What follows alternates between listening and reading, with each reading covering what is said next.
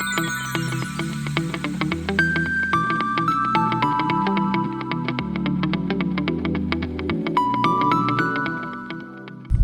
we're going to do a review of the pros and cons of the X versus the Y. Each of them have their great points, and each of them have points that could be improved. So we'll just talk about some of the differences we see and how that shakes out in our lifetime. First off, we'll talk about some of the pros for the X. The automatic doors are a pro. They're also a con, and we'll get to that in a second. You have the door that opens automatically when you walk up to it. When you tap it, it will finish opening. That's a nice feature. Having a door here that will open automatically is also a nice feature. However, here's the con of that situation. Close that door again. Close that one. Now let's say I was in the garage. Will was coming with me. We're going to get to the car. And I come walking up, we'll just assume the door opened for me. So it's already got its initial pop, and I need to pass it to finish opening. But Will is also coming with me, and he hits this button. Now we're both jockeying for space here, trying to get in the car, while both doors are trying to do their thing.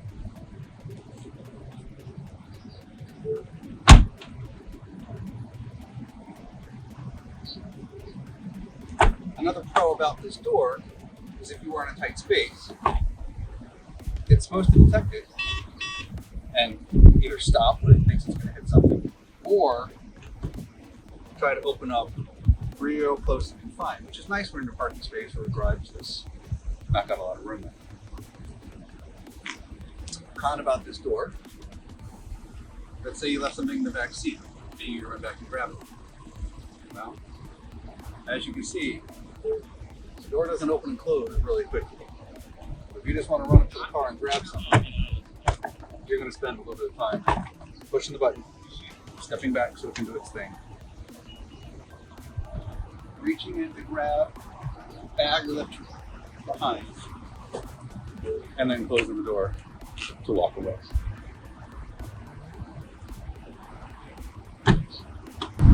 Also right now, during this time of COVID, you go to the grocery store or wherever and you've got your hands full and you need hand sanitizer before you get in the car, everything like that. With the self-presenting door and the automatic opening, when you walk up to the car with your groceries, it's nice that the door opens automatically before you can get in. You can use your hand sanitizer, your life is good. If, however, you go to the passenger side, and I'll demonstrate here, you can just come up and pop it with your elbow to get that same effect on any of the other doors, which is really nice right now.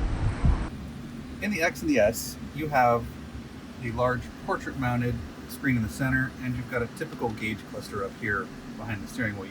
The 3 and the Y, you just have the horizontal screen, which we'll cover in a little bit. Having the portrait-mounted screen in the center is great if you want to have the map up. It gives you a great view of where you're going. If you pull up music, you can have, lots of real estate to see what you're looking at there. You can have it minimized kind of if you like. You can pull up multiple things on the screen, so I'll have the consumption up, as well as be able to play with music along the road, having them both active on the X. The other nice feature is the gauge cluster. I honestly only use the energy consumption graph in the gauge cluster.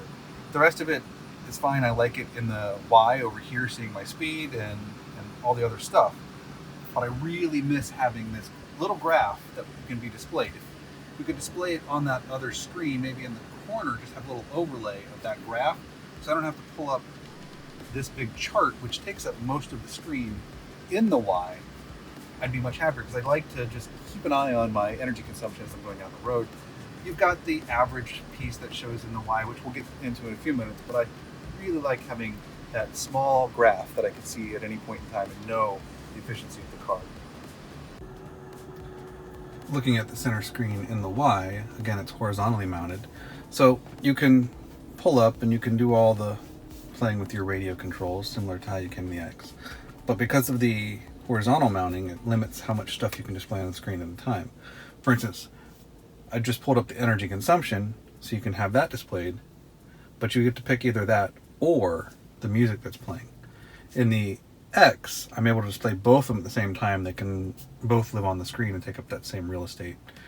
I do like having the screen in the center, don't get me wrong. I love having the screen in the center. I think this makes most sense here. This is where my eyes go while I'm driving down the road anyways, to see how fast I'm going, all the other things about the stoplights and everything else the car shows.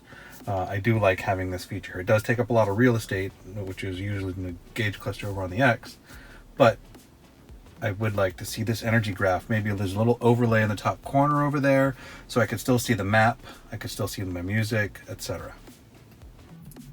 Personally, the center console setup on the X has its pros and cons. First off, this tower is a massive tower of wasted space. There's no thing you can pull up to store things down inside here. It's just this massive tower. It's got these two sliders on it, so you can try to adjust where your armrest is. I typically have it in this configuration because I rest my arm on this one as I'm driving, and it goes across towards the driver's seat, so I get the maximum area for my arm. But that then limits the cup holder usage here. You do have, cup holders in the door. You've got this spot here with the integrated phone holder, which if you have a case on your phone, you can forget about it. Also, putting your phone in here, it's just sitting on it. You get some wings to try to hold it in place, but trying to get your phone centered down on it, just skip it. We have a mount over here to put the phone on because this is just worthless. In this center console, you'll notice that you do have some USB ports, you have a 12-volt outlet, and then you have what looks like this speaker thing. That's actually where the internal temperature sensor lies in this car, I believe. And when you put some things down in here, it's going to block the flow of air going into that, which we've experienced several times where the car internal temperature thinks it's vastly different than what it is. Having this big cubby down here, yeah, you want to store a lot of stuff, that's great. You can see I've got the two cup holder pieces wedged pretty high because I carry a huge Yeti, and it's great. I can stick that Yeti down inside there. No other car on the planet that I'm aware of has a big a cup holder as that can be. But then that's all that is a cup holder. You've got some space to put stuff in there, but then when you're trying to reach for something, you can't really do it. So I think this whole system needs to be redesigned in the X. Looking at the S, it's not much better. However, the Y and the 3 have much better use of this whole system in here. And Tesla really needs to think about redesigning this whole setup.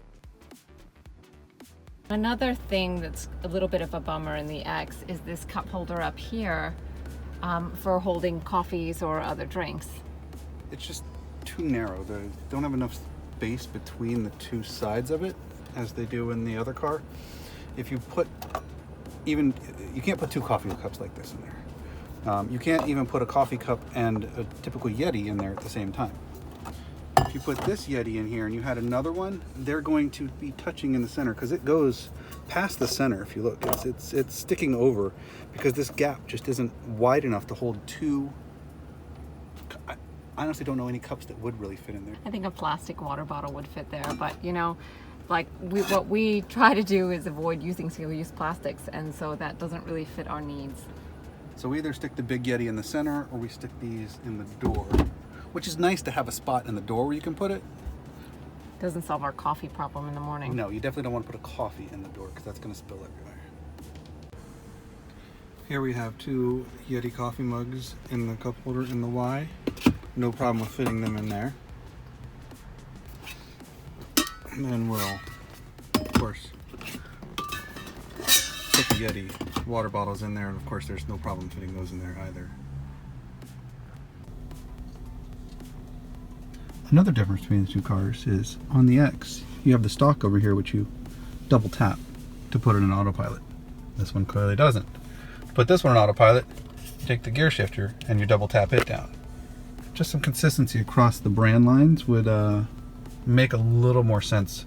It's really nitpicky because when I drive the X, I'm used to driving the Y and I want to do the autopilot over here and vice versa when I get in the other car. So, alright, so we have Izzy's car seat installed in the back and we have just about a finger's width between the front seat and her car seat. Her car seat is back as far as it will go.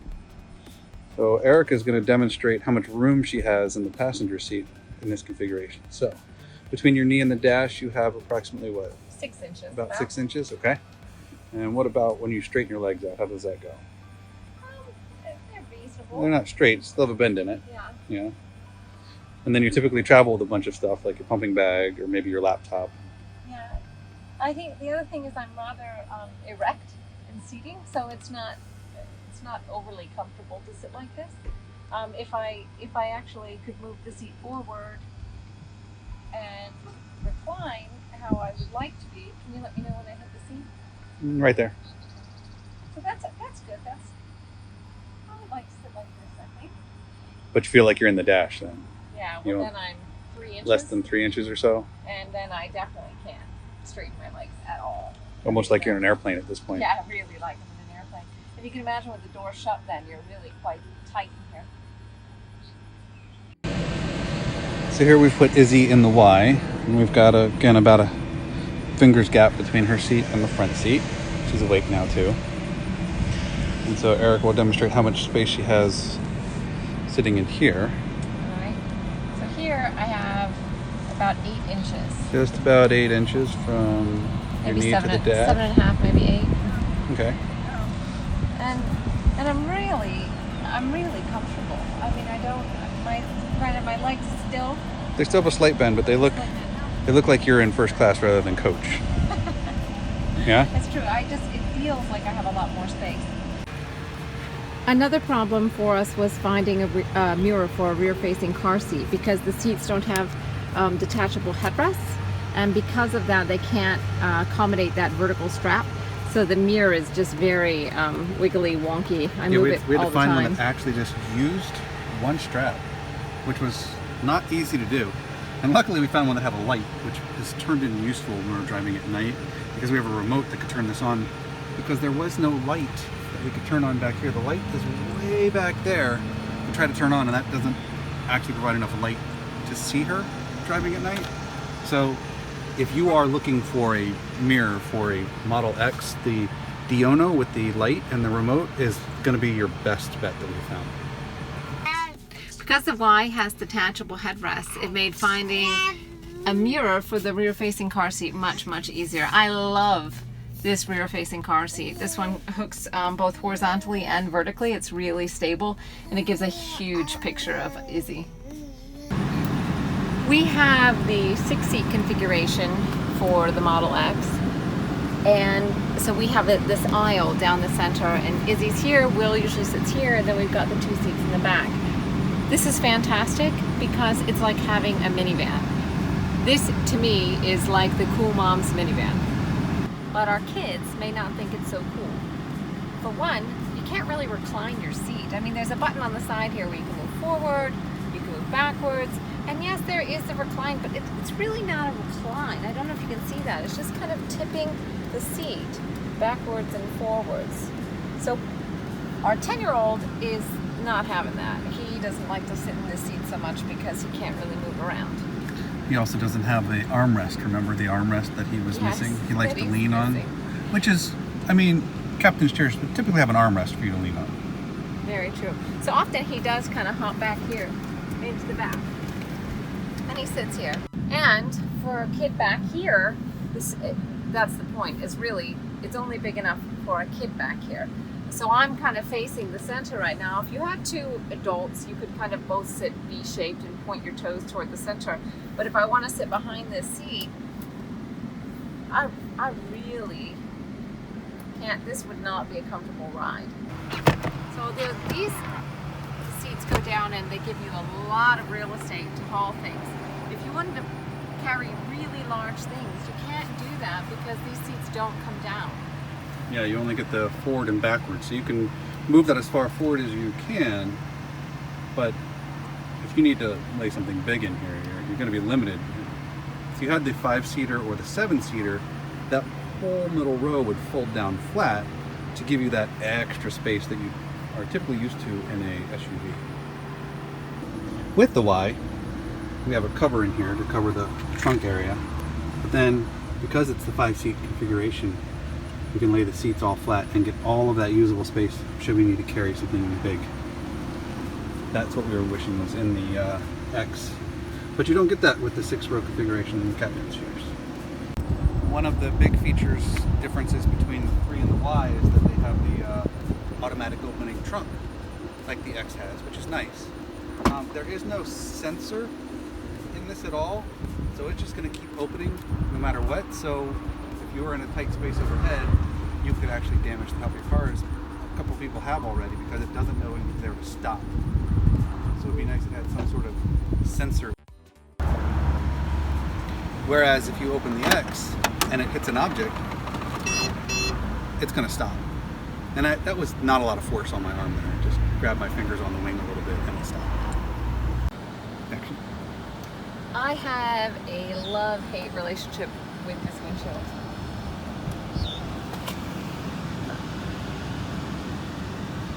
It goes all the way up right behind your head.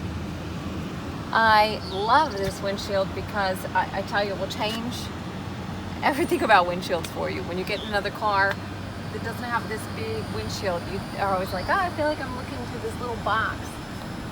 It's just fantastic. The one thing I hate about this windshield is that you often feel like you don't get much coverage from the sun. So the sun's just like blazing in at your eyes. You get this little visor here as a magnet, comes over, clips over, and comes down like this, and you can adjust it. But really, often, a lot of times I work in the front seat and that light comes down and just glares, and it's really hard to block because you don't have this part of the roof. It's all glass. Another thing I really hate is the visor. So for a long time after we got this car, I thought that there was no mirror, which just drove me bonkers. I wanted there to be a No mirror. makeup mirror. Yeah, no makeup mirror. And so after a while I was complaining about this to Andy, and he said, no, there's definitely a mirror. And I'm looking at this piece here, thinking, where's the mirror? And he just easily comes over and flips it down and says, oh, there's the mirror right there. This mirror is so small. As a female, it's difficult to put makeup on the go with this mirror. One of the things that at first I didn't like so much about the Y was the fact that the windshield comes up and it stops like a traditional windshield, so it feels a bit small. Except you still get all this light coming in from the glass ceiling. The other thing I really love is that this bar blocks a lot of the sun coming in, and it has a respectable size mirror for me to touch up my makeup or do my makeup. One of the things that you may notice that's a bit different about the interior of our Model Y is that our dash is black. Now you have two options with the dash. With the black interior, you get a wood dash, and with the white interior, you get a white dash. And the wood was just so out of place. It was like an eyesore to us immediately upon entering the car. And so one of the first things that we did when we got the Y was wrap that black, and it's just much sleeker, much easier to look at. It almost is, for us, I think it feels like it's a more finished look. And we also wrapped the center console. So it's not that gloss black. Yeah, so it all matches with the satin black. This glass roof is amazing. It's really amazing. It's got some factory tint on it, but it's not enough. We live in Virginia, and it's not hot as it is probably out in the Midwest. But it's a hot day. You can see I'm sweating already here. This glass roof does not provide the kind of protection that I want from the heat, and I'd like to get that tinted. I got the rest of the windows tinted, but I can't find a tinter who will reasonably tint it. So we've ordered one of the sunscreens that we're going to attach this week and test out over the next week or two to see how much heat it actually blocks, because it's quite significant heat. And our last quote to get that tinted was $1,400. I used to think that the seats in the Model X were ridiculously comfortable. And, they're heated, they have air conditioning, they've got all this wonderful, luxurious stuff going for them. I sat in this seat in the Y and did not want to get out of it. In fact, we went on a road trip the other day, and we were not sure whether we want to take the X or the Y, basically because of the amount of space and passenger capacity. We opted for the Y simply because of the seats. I love sitting in these seats. I would love to just have these seats in the house. They're so comfortable. And these seats, the X that I thought were once so wonderful, now feel like I'm sitting on a brick. One of the things that I don't like about the Y is only as a result of the X. The X has made me very lazy when it comes to wanting to open my own door. So what I want to happen in the Y and what doesn't happen, is I want to push this button and have the door open, ready for me to get out. It's also an odd button to have to open the door when you have new passengers in the car trying to teach them how to get out of the car. Because it's just a button. It's not labeled or anything. Oh, No, look. That's an emergency release button. You don't pull that because it doesn't open the window and it could damage things. Oh, I didn't know that. Yes. Yes, that thing where people are normally going to grab when they can't find the door to get out button is going to be the emergency release button. Which, in emergency, you want them to be able to find it quickly, which is probably why they placed it there. But it's not an emergency when you have a new person in the car and they're just trying to figure out how to get out. So, I didn't know that. yeah, don't pull it. Okay. If you're in the market for a Tesla, be it the X or the Y or the S or the 3, hopefully this video has given you a little insight into our experience between the two different lines here. There's just subtle differences between the cars and you can't go wrong either way. So don't take any of our nitpicking as really problems with the car. We are happy. We're happy with both vehicles. Yeah, they're both amazing, amazing machines and nothing like you've ever driven before. Not paying for gas, not polluting the environment, having upgrades all the time. We get software updates. This one's gotten 4 now in the month we've owned it. We've probably gotten about 6 in the X since October, and we get new features all the time. Adding the 2 side cameras and one of the recent updates on the Y. It's like getting a new car. It is. You wake up in the morning and you have a new car. You've got new features. Spotify came to the systems last year, and quite frankly, I love having Spotify integration in the car. I do too. Each car, we have a family plan on Spotify, so each car has their own account on Spotify under our family plan, so we don't have to trump any other people who are listening to Spotify at any given time. And they have their own playlists and they're ready to go. Jamming out with her rattle right now. She's excited for some Spotify integration too. She is. And she loves the glass ceilings.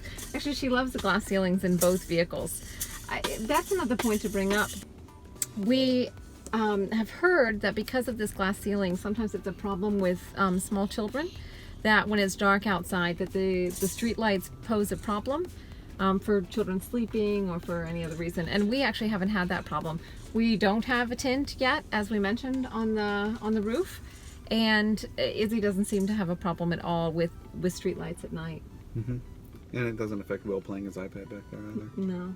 Now we are a 2 Tesla family. We have no traditional gasoline-powered cars, and that's important for the environment, for the future of our kids, and just for the world in general.